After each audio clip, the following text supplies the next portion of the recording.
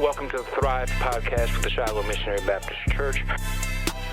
How does your faith kind of play into it, or does it play into it? What can be done about it? When I say the church, I'm talking about evangelical white Christians and the black folk who attend their churches. Hello, welcome to the Thrive podcast with the Shiloh Missionary Baptist Church. I'm Fred Jeff Smith, pastor of Shiloh, and I'm very happy that you chose to either view this on YouTube or Facebook or listen to us on iTunes or Spotify or Amazon Prime. As always, we invite your feedback to us to let us know how we're doing and how we can make this podcast better for you. You can reach out to me at fredjeffsmith@gmail.com, fredjeffsmith@gmail.com. And thank you so much for your attentiveness to the podcast. We're about to finish our 6th year, I believe, in doing the podcast, and we're grateful to God for that. I'm sorry, the 8th year, I'm being told. We finished the So much going on when you're having fun. I'm very happy today to welcome Ms. Katelyn Holmes to share with us and tell us your story. You are a cancer survivor. You are currently enrolled in Southern University in the area of social work and pre-law, and you're planning on attending Southern University Law School, I hope. I'm thinking about it. She laughed when I said that. Okay. Well, welcome to the Thrive podcast, Ms. Holmes. Thank you so much for taking the time to come and share with us. And thank you for having me. I really appreciate it. So tell me, just before we started recording, you started talking to me about mission work that you were doing in different parts of the world. And then I read in your bio that you served in refugee camps in Thailand, as well as doing advocacy work for the United Nations. Maybe that's a good place to start. What was it that drove you towards missionary work? If I'm honest, ever since I was little, ever since I was 6, something just told me that I wanted to be a missionary. Now, I didn't see it full time as I got older, but it's something that always stuck with me, like that I was supposed to be a missionary in some respect, or even if I did other things, it would be missionary work would always be a part of my life. And my first opportunity came when I went to Bible college. I went to Bible college right out of high school. Okay. Was that local, or did you go someplace? No, it was in Kansas City, Missouri. Really? Mm-hmm. That's my wife's home. Really? Yeah. Yep. I was up there. I missed home while I was there, but I was there while I was there. And there was an organization, T.H.R.I.V.E, that combated human trafficking, and they did big initiatives during major world sporting events, because that's where people usually see an influx in trafficking, usually going to those places. There's an influx of people that are willing to purchase people. There's a lot of travel, so it's easier to smuggle people through because there's a lot of distractions. So there's always a spike, and there's always an increase of opportunity to catch some of the things that are usually hidden in the shadows during that time. And so they extended the opportunity for students to apply for part of their summer to go and help them with at the 2018 World Cup, which was in Moscow at the time. Okay. And so I didn't even have a passport at the time. I was working at the bookstore, and it was just enough to pay my bills, but I was just like, Lord, if this is for me to do, I'm just going to take the first step and keep putting my foot through the door. And if the door doesn't close, I'm going to keep going. And, I applied. I got accepted. And then I was able to get my passport. My passport came early, right on time. And, thing after thing just fell into place to where the next thing I knew, I was there. And I did have to fight because they were trying to, on the Russian government, and sabotage some of the missionary visas that were coming through. and make it harder if they were pressuring some of the churches that were sponsoring to drop their sponsorships. And so I had to like reapply for my visa 2 or 3 times. Okay. But when I finally did make it, the work that I ended up doing was something that I really fell in love with, that I really appreciated. Just because at the end of the day, it just came down to treating people, as if you believed everything that the Lord says about them is true. Just simple kindness and simple dignity, and just, should be in the hands and feet of Christ to people that, really a lot culturally we're incentivized to disregard. And so that it stuck with me, and it was something that I really appreciated. But also while I was there, I saw how there were women from all over, the country, different countries that had come together to be a part of this initiative. And I saw that the skills that the nurses brought, that the social workers brought, like those practical skills that they learned, how much they were able to do for people, and so I was glad for the ministry side that I did have and what I was able to do with what I had. But it showed me the value of having that practical skill. And that's one of the things that drove me when I came back home to want to go to the university, want to do social work and further on with a law degree. I see. So there was a church that sponsored your trip over. Were there churches in the areas where you went to serve as a missionary that helped to underwrite and provide infrastructure for the work that you all were doing? Yes, and that's one of the things I liked about their initiative was for 2 months before people even started arriving, they were there meeting with local churches, making relationships, learning how trafficking works, because it works differently based on culture, based on the part of the world you're in, what the laws are, and learning how to best support people based on the cultural context, based on having the community infrastructure to help people. Because if you're going to say you're going to help, intervene and rescue people or recover people out of trafficking, you have to be leading them to something. You can't just pick them up and drop them off nowhere, because some of these women, they don't even speak the language of the country they're in. They have no means of navigating. So you have to have some kind of community or social infrastructure to actually make it viable for them to come out of those situations. And so we did have relationships with a lot of the local churches, because it was actually necessary to go to Russia if you're going to have any religious activities that you're going to participate in. You have to have a missionary visa, and that has to be sponsored by a church that's in Russia to get you. They have to sponsor your visa in order for you to be able to go there. Now, my understanding is that Russia is not heavily Christian, at least most of the country is not. It's a massive country, but that there are strong pockets of Christianity that exist within the country.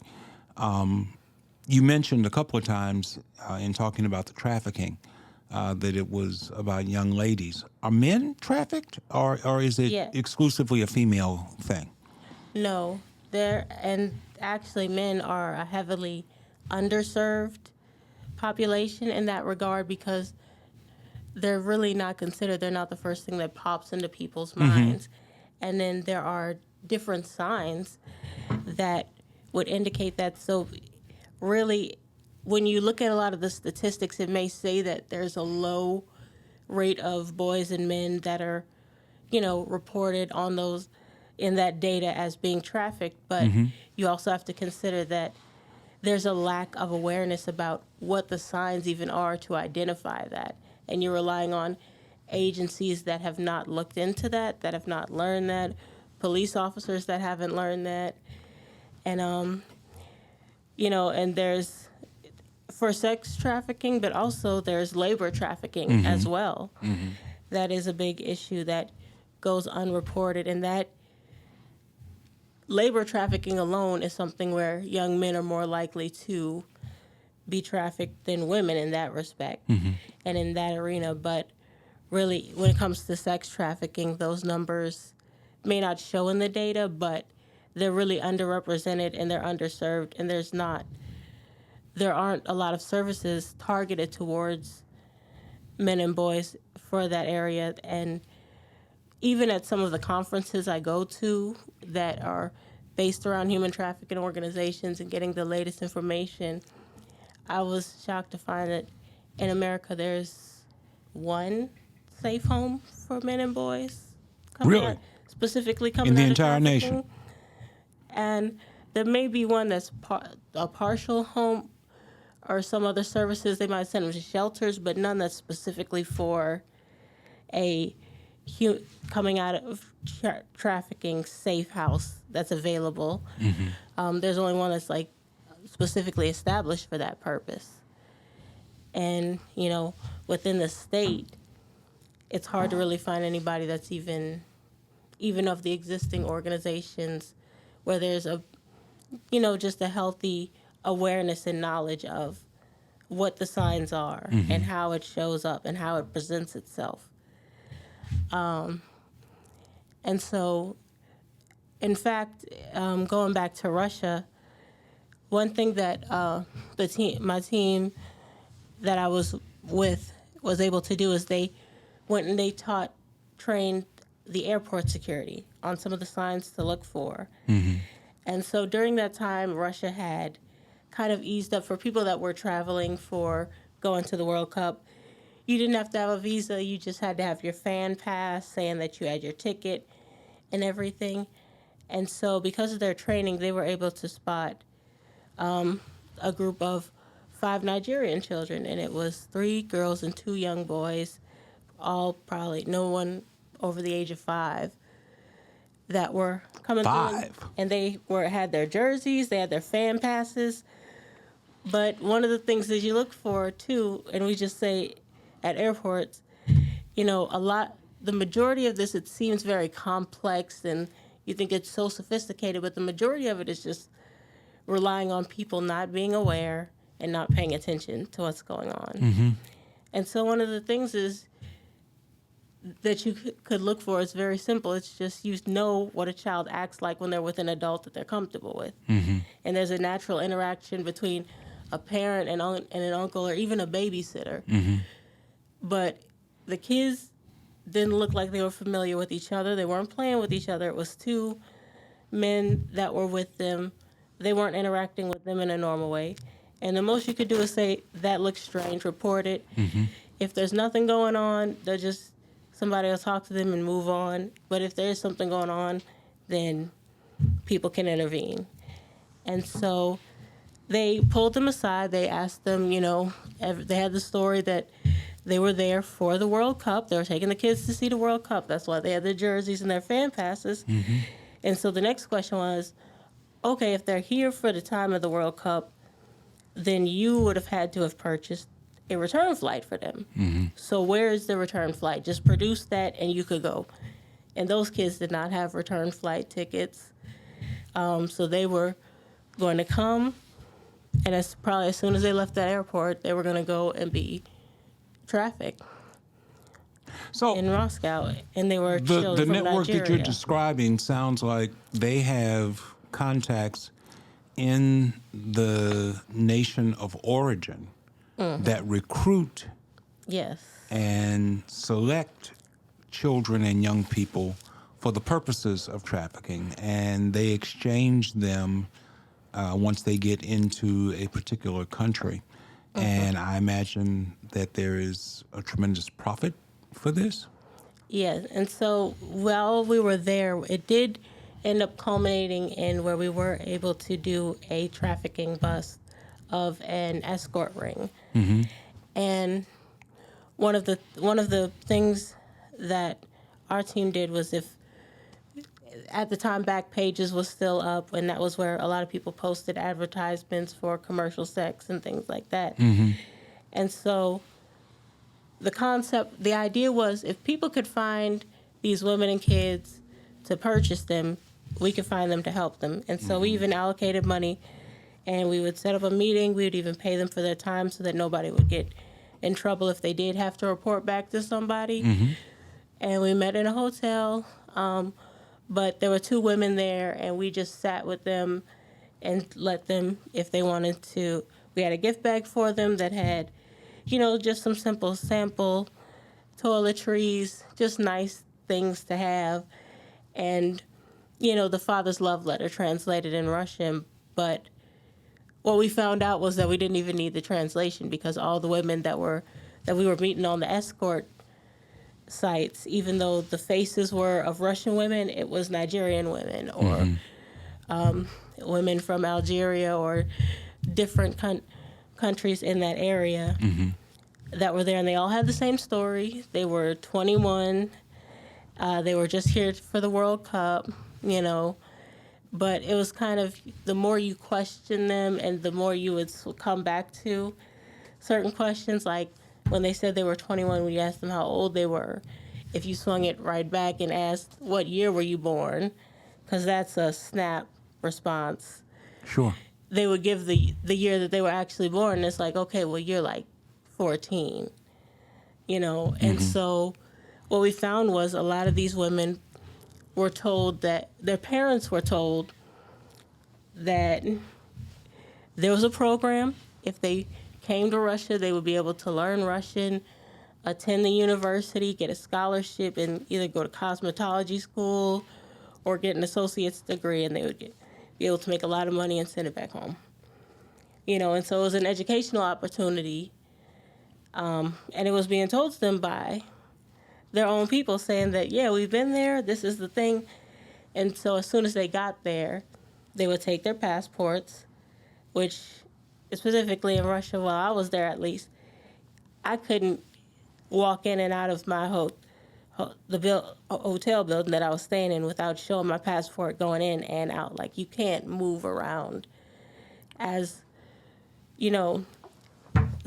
an immigrant or somebody that's just there on visa or visiting without having your passport on you.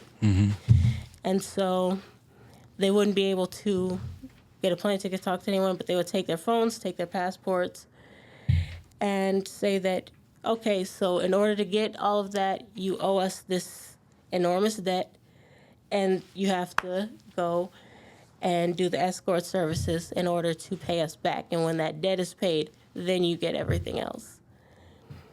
And so they're essentially trapped there. They don't have the money. They don't know the language. Right. They can't ask for help. And even if they do ask for help, they've essentially immigrated there illegally, and they don't have any identification on them. So they just are at risk of being in trouble, because at the time the government wasn't even versed really in human trafficking or the forced criminality aspect that comes with it, where when you commit a crime, it's part of your victimization because you were forced to commit the crime.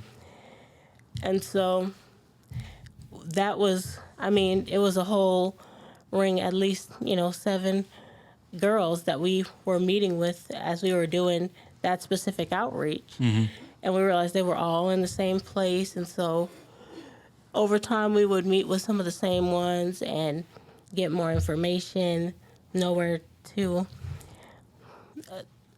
kind of get more, like some of them would meet during the day because we had disposable numbers too for them to contact us if they wanted to. And 2 girls actually did end up saying, they were willing to give information out and tell certain things, about where they were staying and try and get out and get help. Because the difficult part was you can't, and I feel like it's difficult for a lot of people when they go and help, that, just because your intentions are good, you're not entitled to people's trust. Sure. Because we were offering schooling for them or going home. There were options, and they would be able to learn Russian, but everything that we were telling them we had was the same thing that they believed that got them stuck there. I see. And, they've learned to navigate and work in that situation that they're in right now, at least, rather than coming with these new people that may or may not be telling them the truth.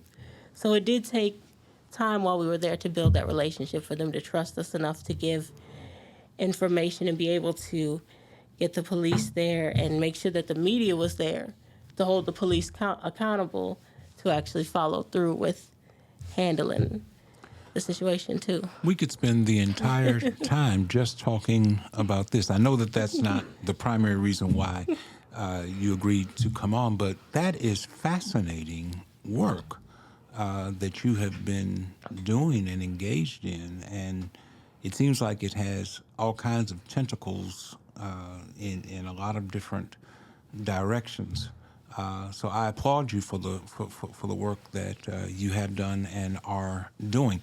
I imagine this is where your love for social work came in, Yes. and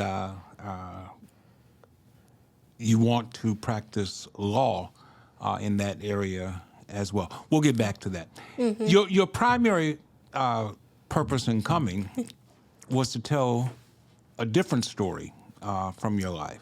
And that has to do with the fact that you are a cancer survivor. Yeah. I am always drawn to stories of cancer survival. My mother died of cancer some 39 years ago, breast cancer that metastasized in the brain. So when I hear stories of people who survived cancer and are active in trying to eradicate such a terrible disease, I'm always drawn by that. Tell us your story. Well, that story, it actually takes place at the end of the semester when I got back from Moscow. So I spent the summer in Russia in 2018. It was the first semester of my junior year. It was wrapping up. But my health I had various health problems that had popped up, but they were all isolated in my mind, and nothing was big enough to go to the doctor because they weren't listening to me anyway, and I always had something new that was bothering me, and so people were thinking I'm a hypochondriac, and, I'm in my 20s, so I'm not thinking, I'm only 20 at the time, and so I'm not thinking that anything serious is going on. I'm not really going to doctor. If I have a symptom, I go to Walgreens, I get something off the shelf, and keep it moving because I'm in school, I'm working, and I just need to keep going. And so I would be feeling extremely fatigued all the time and have my alarms in my system set up, but still be sleeping in, still just always tired. And then I also developed this cough that just would not go away. I was having a pain in my shoulder that I couldn't explain.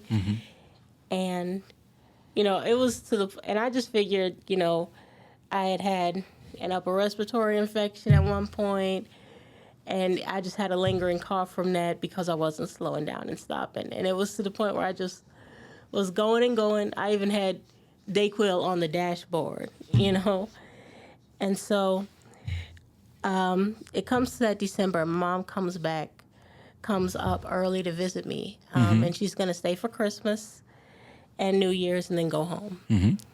And she called me and she said, there's a plane ticket where she's like, I could come up a little bit earlier for cheaper.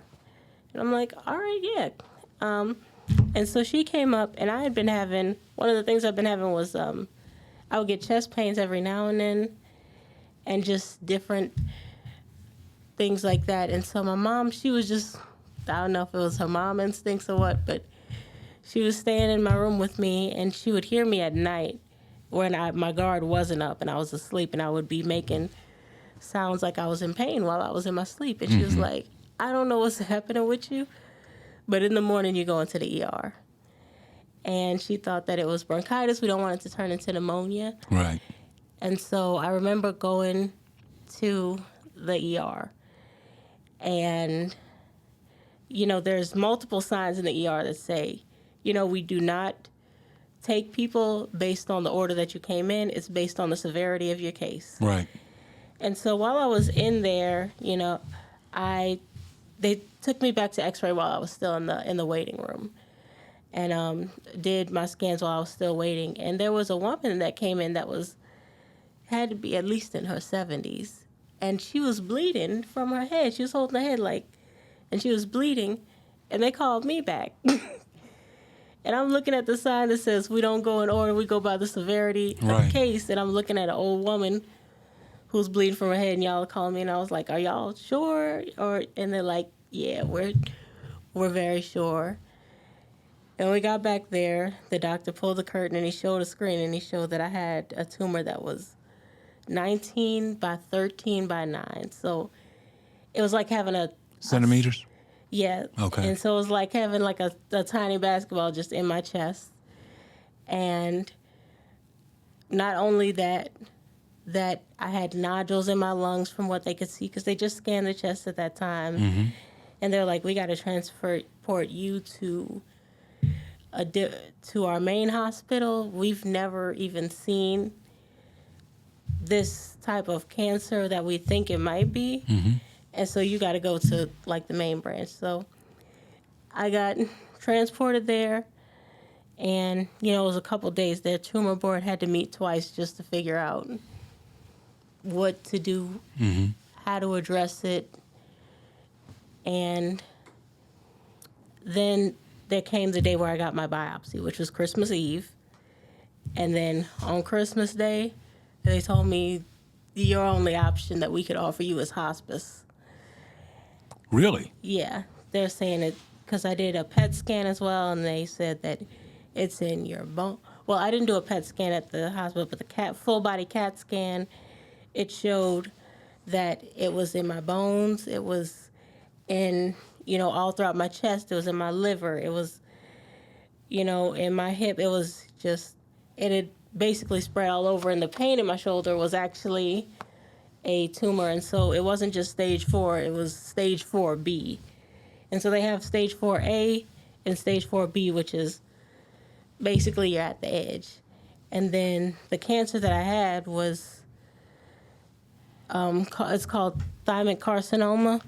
And so thymus cancer, which I didn't even know what a thymus was until mm-hmm. I got diagnosed. But thymus cancer is 1% of cancer.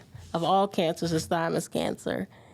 And then 0.1 of the 1% is thymic carcinoma, which is the more aggressive subtype of that cancer. But thymus cancer alone is, it outpaces pancreatic cancer as far as worse prognosis. Mm-hmm. And so you get that and you die. And there's not enough people that look at it to even know. And so from there, I remember before we did the biopsy, when I was just where I got transported to the other hospital, my mom made it over. She had been following the ambulance about 2 inches from the back of it while I was on the way over. Mm-hmm. And she asked me if I was afraid. And I told her no immediately. And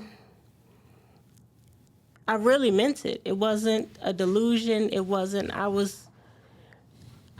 whole time, even knowing that it might be cancer, knowing that this is something, we went in thinking I was going to get a Z-Pack, and I'm sitting in getting transported to another hospital with mm-hmm. a giant tumor. Mm-hmm. And it was because I trusted the Lord. I was there at the International House of Prayer University is the school that I was at the time. And I'm sitting in that prayer room, and I'm praying, but I'm having a conversation with God, and I trust him. I know him, and I can't. If he's in charge of this, then I don't have anything to be afraid of, And I trusted his leadership, and so I knew I talked with him, and I know that according to the word and according to our conversations, I was on the right path and we were in good standing. Mm-hmm. And so if it was my time, then I'm like, then that's it. I don't want to be here any longer than whatever the Lord has me to do. But if it's not, then I'm going to be here regardless of what it looks like. So I'm like, I don't know either way, but I know that whatever happens, and it wasn't just because of having faith, but it was having faith and having a relationship and knowing that you're, in right standing with him and in accordance with the word, that I was able to have that stance where, like, I know that we are locked in, and I'm like, if I'm talking to him, how could I turn around and play in his face and, like, there's no way to talk behind the Lord's back. He could see me. Sure. But there have to be normal human emotions. I'm a person of faith. I believe in the power of healing. But as a human being, as a 20-year-old young woman, there has to be a certain degree of trepidation, of concern. If the word fear doesn't play into it, then certainly there is concern there as to what your present and your future looks like. And I would imagine, having seen others, people that I love and care about, go through that kind of an experience, a little bit older than you were, that there's a lot of anger that pops into that as well. Did you have any of those experiences? Any of those feelings? I will say, throughout it, I had emotional experiences. In that moment, I did have emotions, but it wasn't in regard to my prognosis or the outcome of the cancer. And really, that came from, it's kind of like, there are concerns and there are fears, that they're very real. But it's like, the threat of somebody breaking in at night is real, and you could be worried about if you lock the door or not. But if you get up and you check the lock and, the door is locked, then that's settled, And so that was a thing that I had settled with the Lord. And also I was able to look back over the past couple months and see where the Lord was convicting me about certain things, like the way I was eating, or just guiding me in ways where, like, when I was pushing myself to exhaustion, he made spaces for me to rest, or he sent somebody that allowed me to have the day off on certain days where I was almost lying to myself and saying, like, because nobody else around me thinks that I'm sick, then I must not be sick. I'm just young and lazy, whatever. And I saw where he took care of me through all of that. And seeing that he would, like, I couldn't ask myself, like, where is God? Can I trust him? When he was more involved than I was in my well-being. He was looking out for me when I didn't know that there was something to look out for. And so the emotions that I had was around, is my family going to be okay? Like, Lord, if this doesn't work out. And the thing was, I didn't, when they did come up, I didn't wait either. I didn't pretend like I didn't have any emotions. And and a lot of times what helped me too was having an honest conversation with God. And I think about Joshua in the Bible, how he sat, in the tabernacle, and it said he talked with the Lord as a friend. And that's a lot of what I do, where I'd be like, Lord, I don't like what's happening. And even when I first started chemo, because we had to go to a whole different facility for them to even be willing to try to do chemo with me. And even then, it was a 13-day battle to get the insurance company to approve to do a PET scan, which is like foundation of when you first get diagnosed with cancer, to know where it is, if it's active, what, that's a cancer-specific scan that you take. And they were just saying, what's the point? Why would we pay for that? She's going to die. And so it was a 13-day battle to even get that approved. And when I did, and they finally did decide on a regimen, it was 3 of the most intense chemo drugs in the highest doses possible. So it took out my hair. It was the side effects, it was supposed to do everything from destroy my kidneys to make me lose part of my hearing, all of these things. And so there were days where I felt awful. And I mean, honestly, the reason I was able to even do the things that I was able to do is because my mom, she moved and relocated to Missouri to support me, because I told her I was still going to go to school. I was still going to finish my semester. And I was still going to just keep living life as long as I had. But because God didn't tell me his plan for my life changed. So I'm going to just go. The thing was like, I'm going to just go with the last thing he told me. He told me to finish school here. And so even when I was there, like, I remember a lot of mornings I would get up, I would roll over and like sit on the side of my bed, and I would just say, Lord, thank you for the day. I acknowledge your leadership. I acknowledge you are. I'm like, but I don't like how I feel today.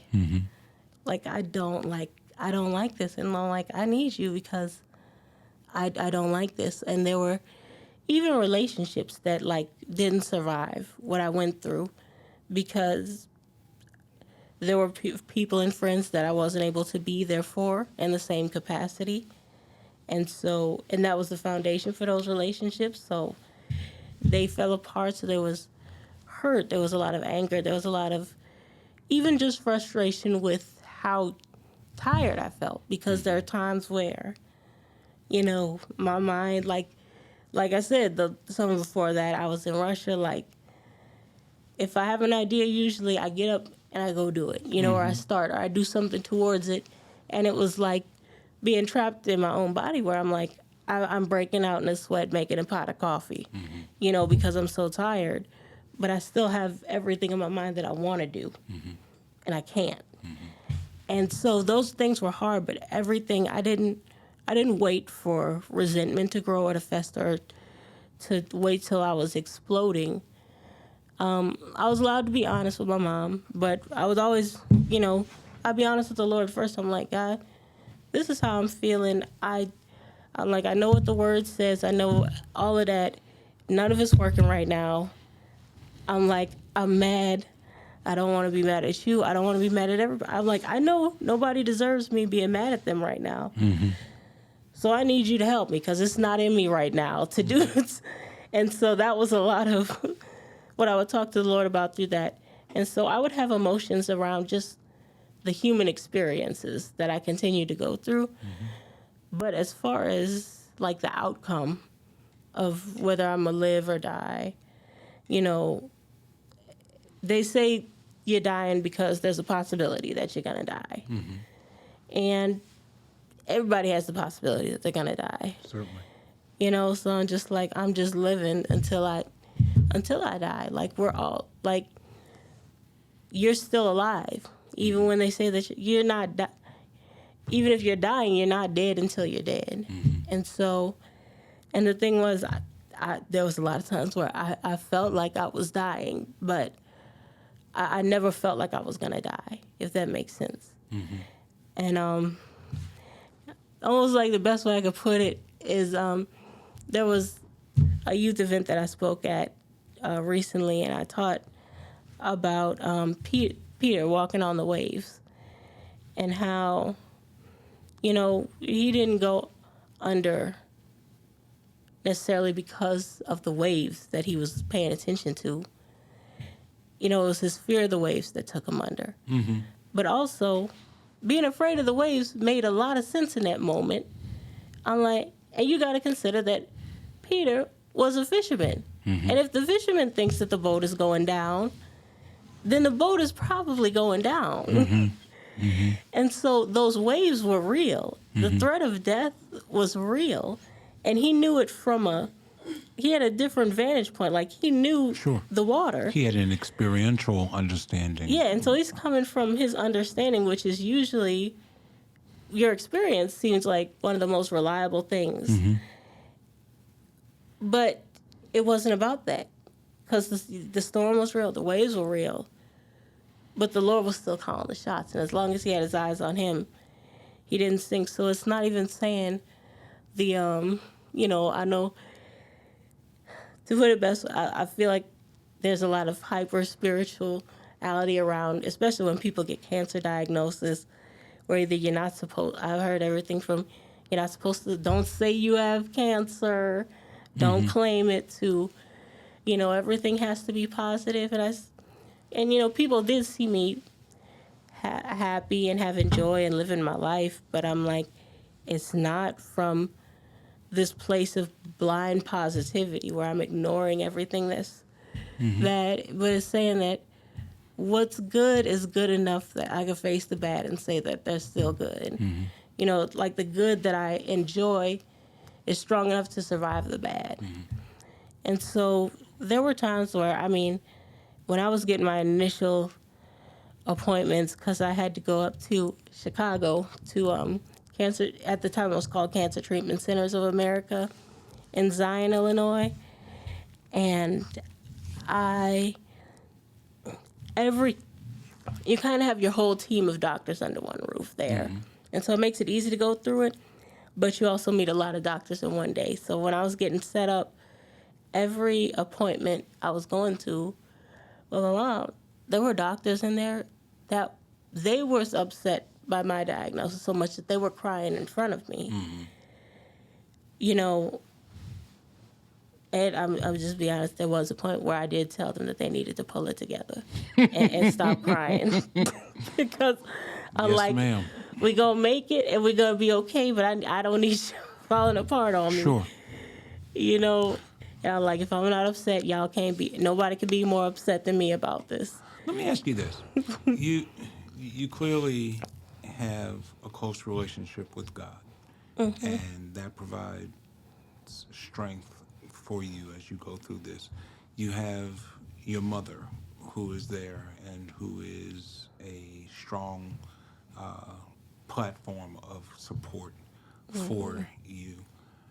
Did you have any other human, as much as we trust and rely on God, we want human support as well. Did you have a strong base of human support surrounding you through this ordeal? Not just the doctors, but friends, colleagues, loved ones. Well, I would say I definitely believe in my support network. Honestly, especially back home in Louisiana, there were days where I woke up and I could feel that somebody was praying for me, had to be. But then there were just people that would just come through in ways that you didn't think. And it's strange, but I lost a lot of people that I was connected to during this time. But there were people that I reconnected with. There were people that I knew that I never connected with, on a deep way, or even just people that I met for the first time. And, there was I was also getting a lot of different theology and cancer remedies thrown at me from different places, and it was all good intentioned. But, there were people that were saying, I should be healed right from the get-go and, right How from do the you jump. respond to that? As the one going through that, how do you respond to that? I remember when my mother was dying, and I really don't want to make this about me, but you mentioned theology. One person called our home at that time and told my father that if he had enough faith, my mother would be healed, and that it was his lack of faith that was helping to bring my mother to a terminal end of her life. That's a very hurtful thing to have to not just hear, but to have to experience. And so you brought up the term theology. You said you had a lot of mixes in theology. Yeah. Can you delve into that a little bit, please? Yeah, and I will agree with you on that. One thing that I did learn very quickly was how hurtful people's good intentions could be sometimes. Yes. Where it's like, I don't think you fully comprehend what you just said to me. If you actually break, I know you're coming from a good place, but it's like, And so, and then there were just people that were overly technical with it that were just like, I'm trying not to throw up while I'm sitting here. Like, I just either pray for me or don't. And it sounds rude, but No, I understand. especially being in a church environment, there were, and I'm a very, like, I need alone time when I'm tired to recover. And there were so many people praying for me, like, especially when I first got diagnosed, because I ended up putting out somewhat, I guess, ended up being inspirational videos for people, but it wasn't even my intention at the beginning. I just didn't want to text everybody individually. Sure. You know, so I'm like, we'll just make a video and we'll put it in my mom. She would do the videos for me and post them for me and keep everybody updated. And so a lot of people knew, and so people were praying for me. And there's one moment where I just, like, that was when I was first on the verge of tears. Not even the diagnosis. I was like, I have not been alone since I was diagnosed, and there are too many people telling me too many things that don't know me and, like, they don't understand how to come at me. And so there were even theologies about, yes, if you had faith, or if you heard this, or, you know, it shouldn't be, or even, you know, and I understand the connection, but even coming to you with their disappointments about your journey. And it's like, I love you, but I also don't have the strength to help you be okay with what's happening to me too. And so and in those cases, from my journey, I will say that, like, God is very intentional. He doesn't do anything by mistake. There's, like, even when you look at the Bible, he could have carried out his plan. His walk as Jesus. He could have did that any way he wanted to. You know, it's like, why did he decide to spit in some dirt and rub it in a blind man's eye? Because I'm like, you God, like, why was that your plan A? And, I heard a preacher preach on that just the other day, and he said, God healed blindness a whole bunch of different ways. I would have preferred any other way than him spitting, making mud, and sticking it in my eye. So if I was his PR person, I would have quit that day, because I was like, we can't come back from that. Yeah. But it would, and so what I saw was just the people that I met along the way. And even with this cancer, like, my mom, she was with me, you know, to support me, but, like, she actually had to research the cancer along with my doctors. Certainly. They didn't. I imagine she advocated very heavily for you. Yes. Yes. She was my primary advocate in pretty much every arena. With getting my PET scan, when they were denying it, I was praying, because I was like, Lord, there are people's lives on the line, and mine isn't even one of them. My mom might really hurt somebody. Yes, ma'am. But she handled, and that, I will say, is one of the primary reasons why I was able to stay positive, because at the beginning she asked me to make a deal and promise with her that I would not spend up my time researching my own condition, and I would just focus on being in tune with my body and telling her how I'm feeling. If I'm feeling off, if I'm feeling bad, let her handle the research and the logistics and all that. And it was that I didn't have to focus so much on knowing everything about, like, cancer to learn, because you got to study on what you're even going through. And so she advocated, but she also, like, my mom learned how to read a PET scan and a CAT scan and with the doctor. And when we walked in to go meet with the doctor after scan, it got to the point where the doctor sat down and said, you know, what do you have for us? Okay. You know, because she would That's catch good, things though. that they You need wouldn't that. catch. And she even caught that the huge chemo regimen that I was on at the beginning wasn't even the right regimen for those cancers. And there were days where she woke up and, like, she had printed paper with marks all over it, and she looked like a mad scientist, but she was doing it, you know, for me, and I wouldn't be here without her. But also that research was able to go in the hands of doctors that were able to have more knowledge about this rare cancer. there are things that have been changed about certain protocols because of the research that she did as my mom, you know. And so I see the Lord's hand where I'm like, he had a lot bigger things going on with just the people I was able to meet and minister to. And, you know, there's an appointed end to suffering for everybody that believes. You know what I mean? Like, even if I deal with cancer for the rest of my life, there's a point where I won't have to deal with it anymore. You know what I mean? And so, like, God could heal me instantly, but I see all the things that have come out of him just sustaining me through the journey. And it's been a lot more painful because, you know, it would have been easier to be healed up front. It would have been easier to just say, I'm tired and, you know, I'm done. Like, I'm not fighting this anymore. What was the turning point for you? You said earlier that initially doctors had talked about placing you in hospice care, which is essentially we're just going to provide as much comfort for you as we possibly can as you prepare to transition. So what became the turning point where they went from palliative care to actual treatment of your illness to putting you back on your feet to where you're the active person that you are today? Yeah, well, to be fully honest, I never even got to see the palliative care pamphlet, and they didn't even talk to me about it. Because even though I was 20 at the time, they were too afraid of my mom and the rest of my family that was there to tell me anything.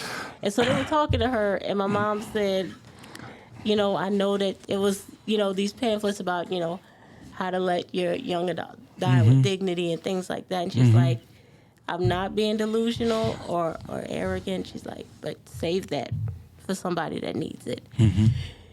And so that's when I left and I went to the other hospital where we're like, look, I'm not here to do hospice. I just need somebody that's going to try something. I know how bad it is. I know. And the thing was, even while I was going through it, I was lucky at the cancer treatment centers. They set you up with a naturopathic doctor and a nutritionist that kind of help you combat a lot of the side effects and give you, you know, there's a woman, she's a naturopathic doctor, and so she studies almost like a pharmacist where she could see interactions with certain things. She looks at my medication, so you could see the side effects and tell me things that I could take that would help counteract some of those side effects. And so, but even before then, I was up and walking from appointment to appointment when my blood work was showing that I was in multiple organ failure. And the thing was, I mean, I didn't pretend that I felt good when I didn't. But I also didn't go looking to feel bad. Like, if I had a little burst of energy that I didn't know where it came from, I wasn't just going to stay in the pattern of, you know, I'm supposed to be sick, so I'm going to stay inside. Like, if I have the energy to go outside, I'm going to go outside, even if it's just to sit outside. And so I was in tune with my body, but anyway, moving on from there, I was doing the chemo. My hair had fallen out. I'd gone through all kinds of side effects. And, you know, nothing, there was like a little shrinkage at the beginning, but nothing significant happened. And, you know, my mom even stepped out in the hallway with the doctor. And at the time we were recording audio, we asked the audio record, you know, the meetings because it was so much information. But you have him on recording, you know, saying that he was afraid that I was going to die from this. You know, that he was really scared for me at that point. And so, and they said that there was no research in the U.S. There was nothing, you know. And well, that's another thing that I learned through this is that if they say there's no research, they either mean that there's no research at that hospital or there's no research in the U.S. And I just remember I went to bed one night and I was getting to the point where I'm like, I don't know why, but I feel like I'm on my last cancer treatment, like chemo treatment. For now, I can't do this regimen anymore. And I forget if it was the fourth or the fifth time, but while I was on the regimen, my mom did research the night before, and she found only 2 people that were close to my age, because everybody else was in their late 40s or 60s that were diagnosed with this cancer as well. So it was, the tumor was larger than anyone else's at the time, and then I was younger. I was just in a very odd demographic that they didn't have anything to relate it to. But she found 2 outside of the U.S. And basically the number of cycles that I was on with my chemo, when they went 1 or 2 more cycles, they passed away. And for some reason, we were feeling like that was the end of it. And so we knew to stop, but we didn't know. And that was a lot of this where I've seen the Lord move the most, is just telling us what to do with treatment. So even when people say, like, you're supposed to just be healed and, you know, and just rely on faith and rely on supernatural healing, or else you don't have the right faith. I'm like, the Lord has led me to experts and have made ways for me to meet with doctors that weren't seeing patients anymore because they were so high up in their field, and they called me or came in on their day off to meet with me. And one of them was the doctor who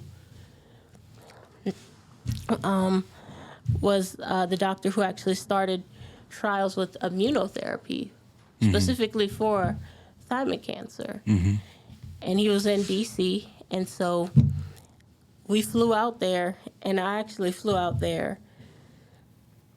We played hooky on a surgery I was supposed to have, because they were like, we don't know what to do, so we're just gonna try to sternotomy, and we're gonna crack your ribs open. They said like a hot dog bun, and just try and get stuff out. And so the day of the surgery, we were in Washington, D.C. instead of Chicago, meeting with this doctor about immunotherapy. Okay. And basically, my mom had to go back and forth with him about the data. And even he said, you know, with thymic cancer, I don't think it's really working. And so she had to go through the data, and she was like, okay, well, how many of it was this type of thymic cancer? And how many of them were hers? And he said, she was a true lobbyist, an advocate for your case. And they were like, okay, well, there was only, because it was a third of the people that were on the trial passed away, and that's what they were saying. And my mom was like, how many of those people were thymic carcinoma, her type? And he was like, we can only find 3, you know, because it's very rare. And she's like, so it's a 1 in 3 chance. And she's already dying, so we're just going to take those chances. And so we went back to Chicago, talked with our doctor, and we were blessed to have a doctor that he really listened to his patients. He was open to hearing if we brought him research, if we brought him new information, to take it and apply it. And he wasn't dismissive or, you know. And so he signed off on everything to help make it happen so I could get on immunotherapy. And immunotherapy is different from chemo, where the concept behind chemo is we're going to inject you a poison, hopefully it kills the cancer before it kills you. Right. While immunotherapy, it actually works with your immune system. And there's a marker that cancer cells have that it's almost like a fake ID for your immune system, where it's like, we're normal cells, so don't mess with us. Like, and so your immune system thinks it's supposed to be there because they have something that mimics the appearance of normal cells. I see. And so the immunotherapy actually ramps up your immune system, but it also removes that marker from the cancer cells and tells your immune system, you get, like, that's an invader, you need to go take that out. And it actually empowers your immune system to That's get a very rid of good that. description for people who are listening to this. Yeah. You did that very well.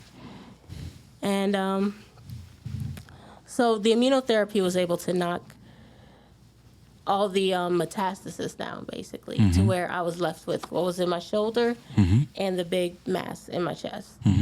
And that was what was necessary in order to get a surgery, because I wasn't eligible to get a surgery as significant as I would need unless they were able to get all the cancer out.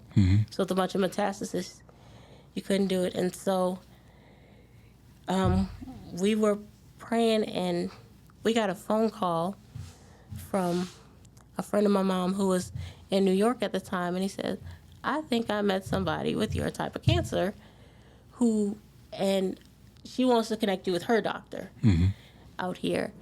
And that doctor happened to be the president of the American College of Surgeons, Dr. Valerie Roosh. And she was the only surgeon in the country that didn't look at me and say, I'm too scared to really take the case.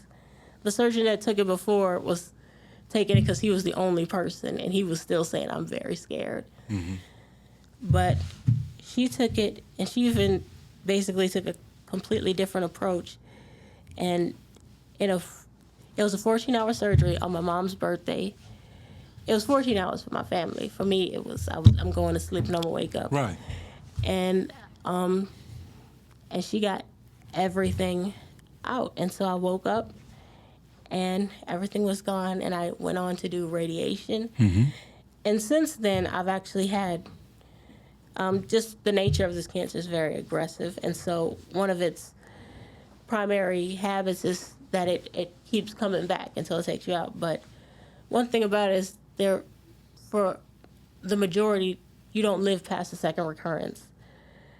But so it's been 6 years now since I've been diagnosed with it. It'll be 7 on Christmas this year.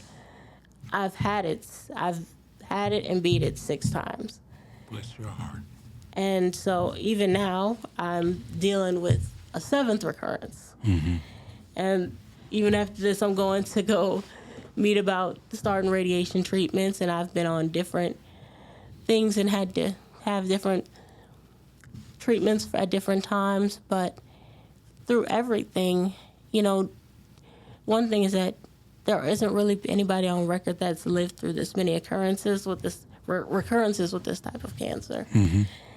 And at times I would ask the Lord, I'm like, Lord, you see me. Like, I struggle. Like, I don't meet my own marks. Like, why are you saving me? And I'm seeing people around me that, have families or have full-blown ministries and all of this, and have, what seems like their life in motion already. And I'm like, they're passing away and I'm still here. And I barely know what I'm still going through college. And there were times where it didn't make sense to me. But it's just trusting him. And so I would even say that at times there were moments where I even had survivor's guilt going through it, because a lot of the friends you meet along the way are other cancer patients. And sometimes people pass away. And honestly, the way that I dealt, the thing that the Lord brought home to me, and he used my mom partially to do it, and other people, was, when I would be ask why these people were passing away and I was still here, or what the deal was. And the answer was just simple, that it's not about you. Just like he has a plan for me, and I don't know exactly why. It's not because he loves me more than anybody else. It's just that this is the path I have to walk to fulfill the plan that he has for me. And it's not about how long you're here. It's about, did you do what you were supposed to do while you were here? And, we all have different times, and we don't know how much it is, but it's all, if you do what you need to do by the Lord and you live out your purpose, by the time that time comes, you'll still hear the same, I'll get the same well done at the end. And so I realized that, just like he has a plan for me, he has a plan for them. I don't know why that was the end of their journey, at the end of their chapter at the time, but it's not for me to know. If I needed to know, he would have told me, and so I keep moving on, and I see, when I look back, as things begin to form and shape and everything that I went through, because it seems so random and fragmented at times, I see it all come together at certain points, where I see that, where I was going through so much where I could only take it a day at a time or even a moment at a time. and just focus on, like, okay, if you tell me to do something, I'll be obedient in that moment, or I'll just make it to tomorrow. Like, even in those moments where I couldn't see ahead and I couldn't see what my purpose could be, or if there was a plan, he was still setting up a plan for me. He was still making a way. So even with the hardships and the frustrations and the grief and the pain and the trauma, like, all I've known is the kindness of God, and seeing him guide me through everything, and, like, have more faith in my journey than I did. Wanted me to make it more than I did. Protected me from when I didn't even know I needed protection from. And so it's like, I can't ask if I could, I could have those moments, but, like, at the end of the day, when I really, in my clarity, look at things, I'm like, it doesn't even make sense to say, like, where are you, God? Because you're more involved than I am. And so cancer is hard. And I say, like, cancer is a big, scary word that people recognize that has impacted people.